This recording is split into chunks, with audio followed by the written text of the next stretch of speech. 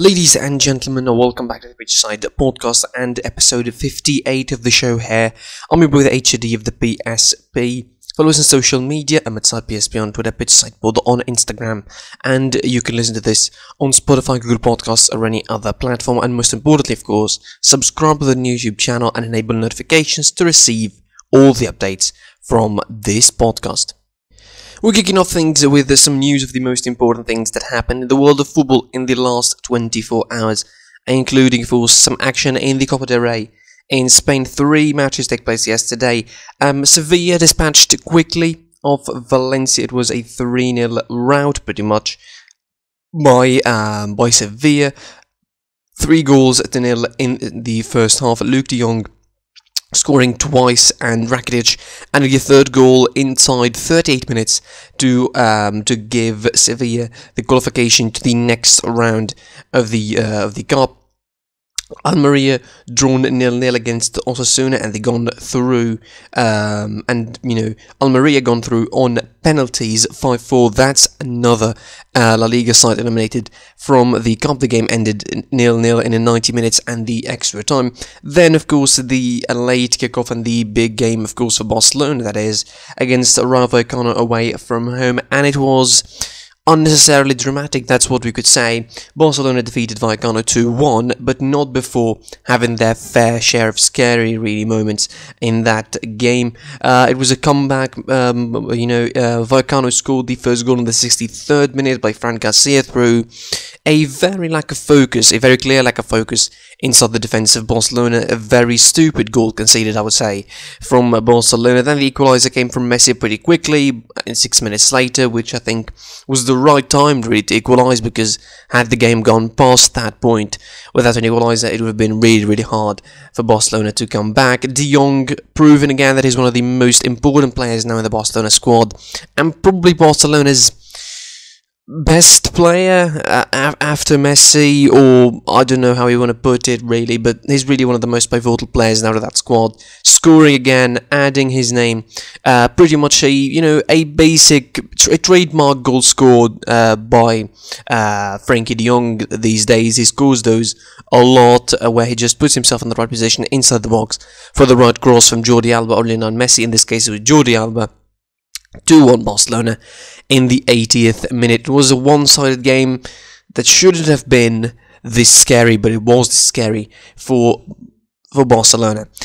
From Spain, moving on to Italy now. 2 matches in the Coppa Italia took place yesterday, and Atalanta defeated Lazio 3-2, managed a comeback of their own in the Cup. Lazio went ahead in the 7th, or Atalanta went ahead in the 7th minute by Brad Dempsey. Then Morici equalised in the 17th minute. Francesco Acerbi, from all people, made it 2-1. It was a beautiful goal, by the way, a solo goal for a defender, pretty much, from Francesco Acerbi in the 34th minute. Malinovsky made it 2-2 inside 37 minute. All in the first half, really. It was a crazy first half in Bergamo, and then Miranchuk scoring the third goal, the winner, in the 57th minute, giving Atalanta a semi-final place in the Coppa d'Italia. They're going to be facing the winner from Napoli versus Spezia. The match was going to be taking place today. As for the second match, it was a complete rout from Juventus. 4-0 they defeat Spal. It was, I think, easy dispatching of that club. 2 goals in the first half by Morata from the penalty spot and Frabotta. 2 goals in the second half for Kulusevski later on in the 78th minute, and Federico Chiesa making it 4-0 in 94 minutes. My only takeaway, my only nitpick really with this match, as a Tunisian of course, is why I didn't invite Hamza Rafea. He should have invited him, should have called him up to that squad, really. I mean, is De Grassa better than him? I don't know. I really don't know. He's fit, by the way, like he returned from injury. That's my only nitpick. But anyway, the rest of the news now, and let's talk about some serious stuff now. Martin Odegaard officially joined Arsenal. Certainly on loan, of course, 6 months to Arsenal coming from Real Madrid after spells of loans in Vitesse, in Heerenveen, in Real Sociedad as well. Now it comes the time for his loan spell at Arsenal. He didn't take part, of course, in the game against Southampton, but certainly he's going to be taking part in the next game, which is going to be against Manchester United. Arsenal and Manchester City dealt a huge blow in their pursuit for Lyon's Houssam Aouar. Paris Saint-Germain also keen on him, with the talks with the Lyon president Jean-Michel Aulas and his counterpart last year, have been halted to the economic situation because of COVID. According to transfer expert Gianluca Di Marzio, the Serie A champions Juventus are keen now to make their move, and they're set to begin negotiations over a summer transfer. Now, this is going to be a good move, I think, for Juventus, and it's going to be, another addition to an already bloated squad in that midfield. They have the likes of Weston McKennie, Arthur, the Rabiot. The least important player in that squad, in that midfield at the moment, I reckon, is going to be Rodrigo Bentancur, and maybe he's going to be kicked out of the club to bring in Houssam Aouar to Juventus. But that's going to be a huge deal for Juventus if it happens. Certainly, the Bianconeri will be looking to make this deal happen, and he's a player that is, I think, worth investing for the next couple of years. Man United boss Ole Gunnar Solskjaer and Harry Maguire slammed the referee for, were angry in different ways at the referee because of the loss against Sheffield United. But first of all, let's get to what Solskjaer said after the game. He said, "We had all the possession, but concede 2 bad goals." I don't know why managers don't like to say stupid goals, by the way, but it's, he said we didn't create enough, there was no magic, no space to run into, they defended well, fair play to them, we didn't have right ideas or solutions. But here is the part where he talks about the referee. First goal, he says it's a foul. Billy Sharp just runs into David De Gea behind him, so he can't get up, so it's a foul. At the other end, no foul, although I would point out, Mr. Ole Gunnar Solskjaer, that David De Gea actually went up, so it's not exactly, he jumped, so it's not exactly obstruction there. Rio Ferdinand and Peter Crouch, the BT Sports pundit, were in agreement with United boss comments about the referee, and says that the decisions shouldn't have been contradictory, because at the other end, Man United also had a goal denied almost for the same reasons. He said, Ole Gunnar Solskjaer said that on the other end, Harry Maguire had eyes on the ball while Billy Sharp didn't in Sheffield United's goal. If you give one, you should give the other. 20 years ago, neither was a foul, though. 20 years ago, there was no VAR. And, anyway, almost, half of those cameras streaming now would not exist back then anyway. Harry Maguire's comments on that as well were interesting. He said, "It's incredible. There's no doubt that Billy Sharp is more of a foul than Billy Sharp's action is more of a foul than what I did. Maybe people would say both aren't fouls, but not David's isn't, and that one is." He said, "I jumped for the ball. I don't think I touched the keeper. He touches me in the back. My arms are nowhere near him. I think a referee will look back and know he's made a mistake." I think this is going to be a big point of debate, so I think we should ignore it. We're going to, talk about it a little bit more when we go back over the Premier League action. Thomas Tuchel, happy that he's going to be coaching Chelsea. He said that it was a chance he could not let go away. He said, "It's hard to explain. My life was turned upside down in the past 3 days or so. It feels amazing to be the new head coach for Chelsea, and I'm really excited to be here. And my staff had this feeling that this was too good of an opportunity not to take. And personally, I felt this was a chance I could not let go away. We could not miss the opportunity to be part of this club and to be part of the Chelsea family." He said, "I'm super happy to be here and really excited to go to get to work with the players." Tottenham boss Jose Mourinho tips Liverpool to rediscover title form, and that is coming ahead of the match on Thursday. Quite the mind games there. He said, "When you win it once, you know you have the team team to win it twice.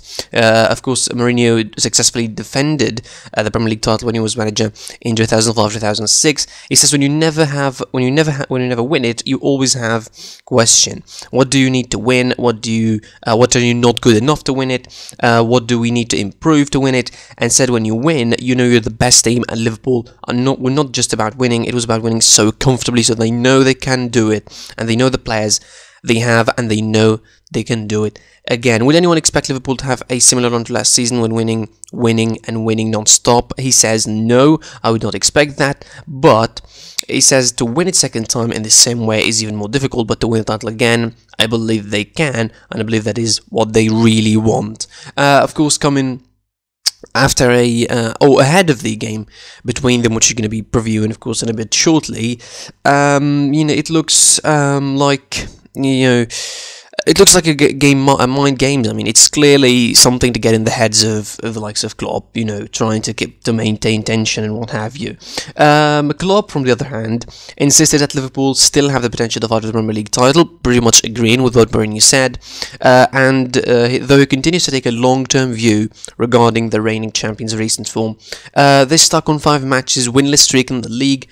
The FA Cup extended run came to a crashing end against Man United, 3-2. Ahead of Thursday's games, he said that he wants his team to be really annoying to play against as they look to rediscover the winning formula. He said, I want the Manchester United game to be a turning point, but the turning point with the result would be nice. Klopp told the media there was a lot of good stuff, but of course we conceded 3 goals. This is not what we want. He said the general situation is a challenge, but the challenge is good. He said, I'm not the person who's going to be sitting here thinking my life should be perfect and my team has to win all the football games. He says, I know people expect me to be in a bad mood, but I'm not. I take the situation like it is and make sure we're ready to go out to fight. Well, from the footage we see from you on the pitch, Mr. Klopp, I don't think that you are in a bad mood. I'm sure you are in a bad mood as of late, but anyway, it would not exactly make a difference. And last but not least, in this episode, Hansi Flick could leave Bayern at the end of the season. That is what Bild has said. According to them, Flick may be on the way out despite having a contract until June 2023. They stated 3 possible reasons for his exit. He said Karl-Heinz Rummenigge will leave his post as the chief executive of the club at the end of the season and he'll be replaced by Oliver Kahn. Of course, that's well known, I think, by now. Since last year, it was announced that Oliver Kahn is going to be the sport director. Flick is very much Rummenigge's man, and he's supported by him in the club. According to the newspaper, he said Flick has now a tense relationship with sporting director Hasan Salihamidzic, disagreeing with his signings, most of whom haven't become first-team regulars, which I think something you can, clearly understand from the fact that he doesn't play the likes of Bouna Sarr or Mark Roca. Last but not least, the German national team job may become available soon, with Joachim Löw expected to step down after the European Championship. Apparently, whatever the result may be, but Flick, of course, is still a Bayern Munich coach. Bill does not exactly have the best track record when it comes to reports about this kind of situation, so take this with a big pinch of salt. I should take that with a pinch of salt as a Bayern fan, because I don't want someone as successful as Hansi Flick to just leave the club like that, on just bad terms, pretty much with everyone. I really don't like that happening. Let's talk Premier League, shall we? And it was 4 games taking place, of course, 4 games, 5 games actually, taking place as, part of the around 20 fixtures in the Premier League. It was Chelsea versus Wolves and Burnley Aston Villa, a 7 PM kickoff, a goalless draw between Chelsea and Wolves. Burnley defeating Aston Villa 3-2 in those 2 games. Brighton drawing goalless against Fulham, Man United losing to Sheffield United 2-1, we're going to get to that in a bit, and Everton drawing against Leicester City. Let's start, of course, from Stamford Bridge. It's the game I watched and I reviewed, and I, pretty much talked more tactically about it than any kind of game that I reviewed. I usually do not review games tactically pretty much. I just, kind of how emotionally invested I am in the game. But, it was interesting to see how Thomas Tuchel is going to be playing. He used somewhat of a formation of a 3-5-2, or a variation of it. It turns out he didn't start with it. Let's agree with that. Because most pundits thought that he started with it. I certainly don't agree. He didn't start with the 3-5-2. He started with a 4-3-3 kind of, pulling Ziyech to the middle alongside Kovacic, creating three clear lines, to be fair, in that formation, with clearly Chilwell, Kovacic, and Havertz making a front, and then you have Azpilicueta, Ziyech, and Hudson-Odoi making a front. Hudson-Odoi, by the way, is one of the best players in Chelsea at the moment now. He's like in incredible form. He has some incredible energy. How Bayern didn't sign that guy last season, I don't know how did all that happen. I mean, certainly he would have been a great backup even, instead of Douglas Costa, and he would have been in such form that he would have been a starter in no time in Bayern. How did that happen? I mean, let's close the brackets anyway. Started with a 4-3-3. Then, of course, for most of the game they played sideways and back. It didn't, it wasn't necessarily incisive or penetrative from them. From Wolves, it was the usual 3-4-1-2 now, or the 3-4-3. Now they don't have a proper striker, so they try and come around that kind of problem tactically and change the setup. The focus is on Chelsea now. It was interesting to see how they playing, and they had a lot of possession. Didn't create a lot of chances. Let's be clear about this. They didn't create a lot of chances, which is still, could be a problem in the future, because they need to score and they need to win games to improve their position on the table. That's what should happen. But I think, as far as, dominating and having possession is concerned, they did well, but against the side that ultimately is not effective and ultimately couldn't take advantage of the situation they have. And the fact that they lack a striker and a focal point to play on really made them open too wide at certain points. And eventually they were swarmed by the Chelsea players, because pretty much Pedro Neto and Adama Traore, as well as Daniel Podence, they were attacking pretty much on their own. There was not exactly real support from Semedo or from Ait Nouri on the far wings. Before Ait Nouri was replaced, of course, and Hervé was coming in, there was no support from either.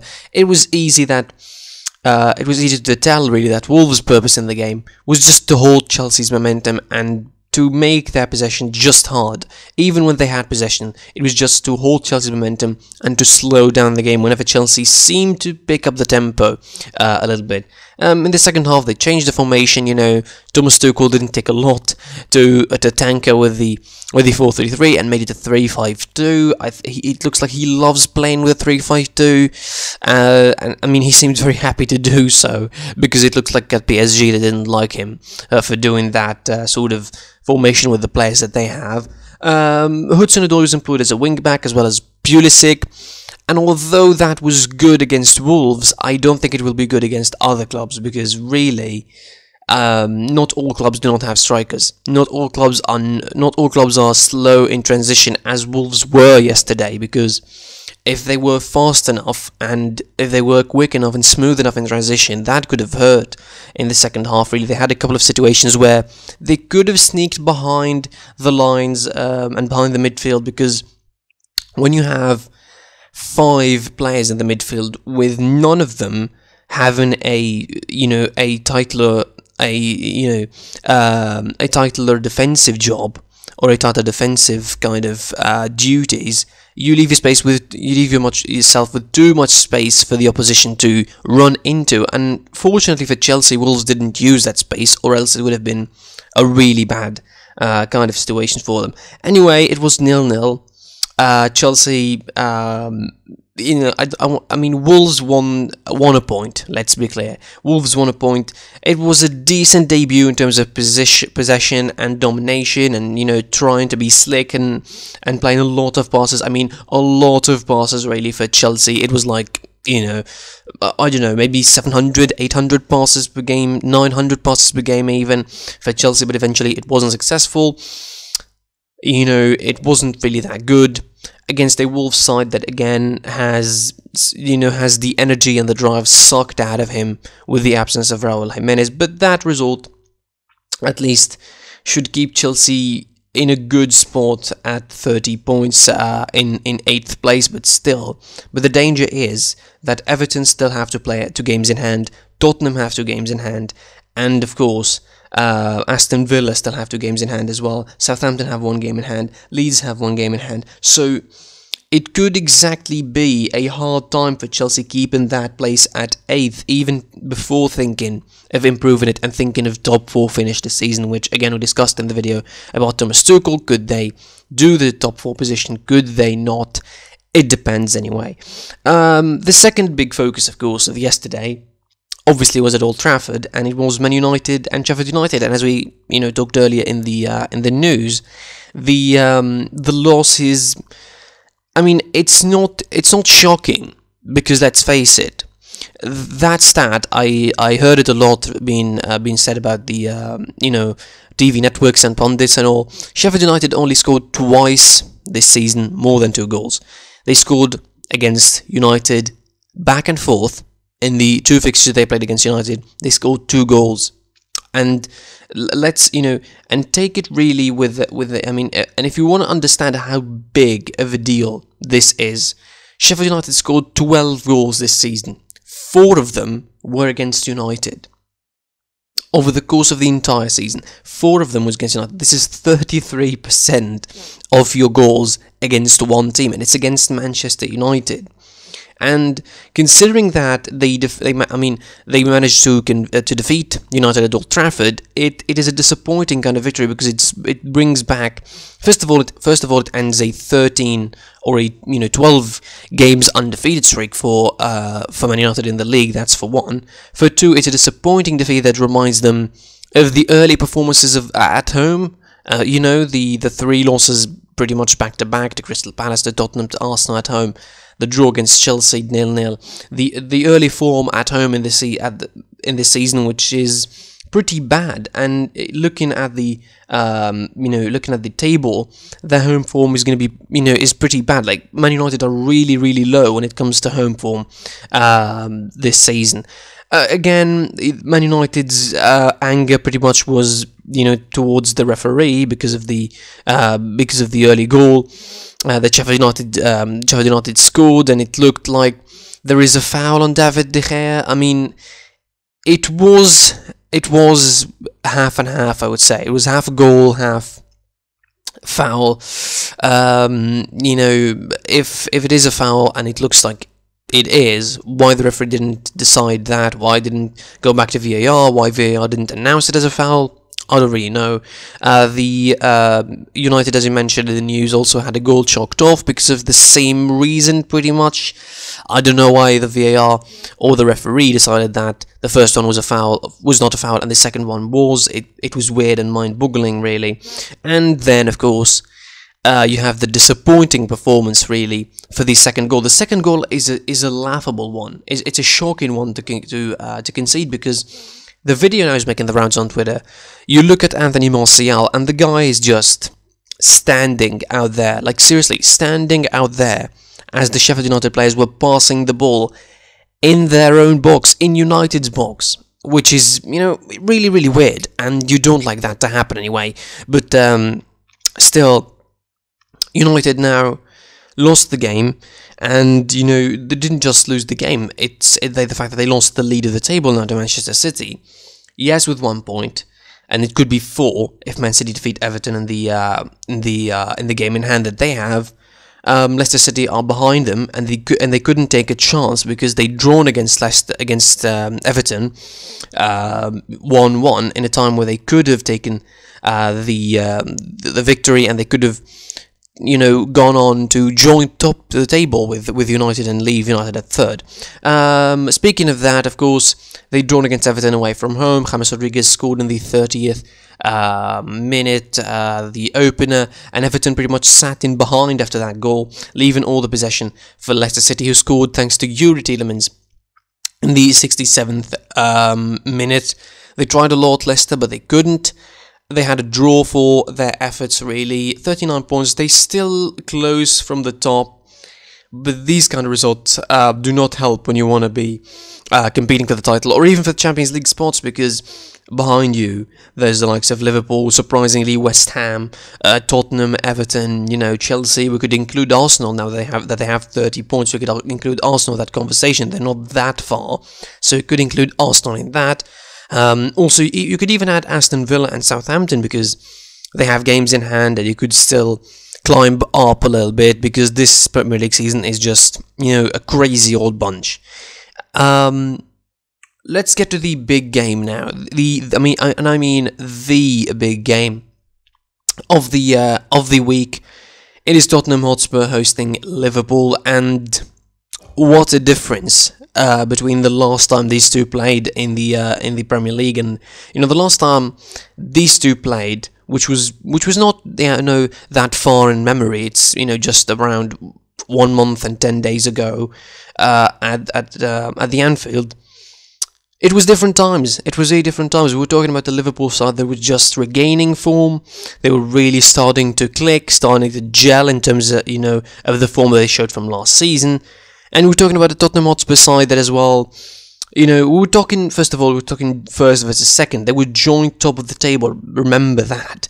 They still joint. They're still pretty much close to each other on the table, because Liverpool are 34 points at 5th. Tottenham Hotspur 33 at 6th. They're still close in the table, but they, they dipped in form quite a lot comparatively to that, to the last game that they played.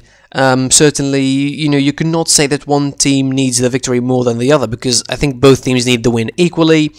Liverpool for the bad form that they have in, Tottenham for the to recuperate, to recover some of the shine that they lost as well in the last couple of weeks. They didn't exactly dip in form as much as Liverpool did, because realistically, Tottenham, one draw in the last 5, and the other 4 games are wins against Brentford in the FL Cup, Marine in the FA Cup. Draw against Fulham, which is disappointing, to be fair. Sheffield United against Tottenham, of course, defeated Sheffield United, and then defeating Wycombe in the FA Cup. For Liverpool, it's a different story. The only win in the last 5 is against Aston Villa, and that was in the Cup. 4 games in the league they couldn't score, and when they managed to score, it was against United in the FA Cup, and they scored twice, but they ended up losing the game 3-2. So it does really put, it does really put something of a bad spell for Liverpool. It's a bad spell altogether, not just because they couldn't score, it's because they feel unable to score. They feel pretty much stilted. The midfield now becoming the problem for them, because the front three, eventually they will start clicking, because they are too good to stay on a goal drought for long. Salah scored twice in the FA Cup, lost to United. Mane is certainly going to be back to scoring. Firmino is going to be back to scoring. That is guaranteed. But the midfield is now the problem. The fact that you pulled out Henderson and Fabinho to play at centre-halves at certain points, the fact that you don't have a stable formation in that midfield. You play once with Thiago, Wijnaldum and Oxlade-Chamberlain, then you play with Thiago, Milner and Oxlade-Chamberlain, then you play with Thiago, Wijnaldum and Jones, and then and this whole change in the midfield setup certainly caused a lot of trouble in the midfield of Liverpool, a lot of trouble in the service for the front players, and that doesn't help when you have a team that can't score. It doesn't really help when you have a midfield line behind it that doesn't know how to give the right service at the right time anyway. For Tottenham now, I think it's going to be a classic case of probably will be a repeat of the game at Anfield. Tottenham sitting at the back, trying to pick Liverpool on the counter, and they can do it, to be fair, because Liverpool's fullbacks, they leave too much space when they go forward, and if the game goes that way, I'm really afraid for Liverpool this time, because they will not have the luxury, I think, of a potent midfield line as they did in that game. Certainly their form doesn't really indicate that they're going to be dominating this game in the fashion that in which they win. It looks like going to be more or less effective domination than the one they had at Anfield, with probably less chances or less shots. Tottenham are going to be picking their moments, and they're going to be licking their chops for a park the bus kind of game, where they just sit back and wait for Liverpool to go forward to hit them on the counter. And again, as I mentioned, the fullbacks leave too much space, and that could be deadly when you have someone like Son, someone like Kane, Ndombele behind him, giving them a service. Imagine that. We're talking about Ndombele. He's one of the best midfielders in the Premier League at the moment. He's still underrated somehow. We don't talk about him in the same vein. We talk about De Bruyne, or we talk about Bruno Fernandes, but he is that important now for the Tottenham system, because he's the one who can do both parts of the game. He holds the ball well under pressure. If you saw him play, you know what I mean. He holds the ball well under pressure,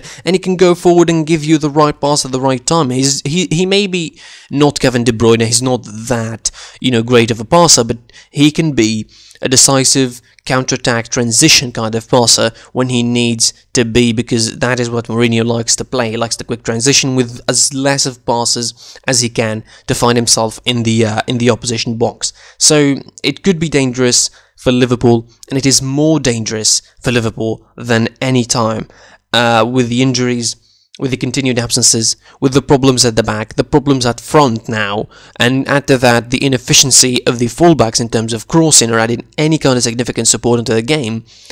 It looks like a recipe for disaster, unless Klopp managed to turn things around, which is something he's able to. But at the moment, as it stands, it looks like Liverpool are not going to be in a comfortable position heading into this game. It's going to be rough, and it's going to be tough, it's going to be physical, it's going to be intense.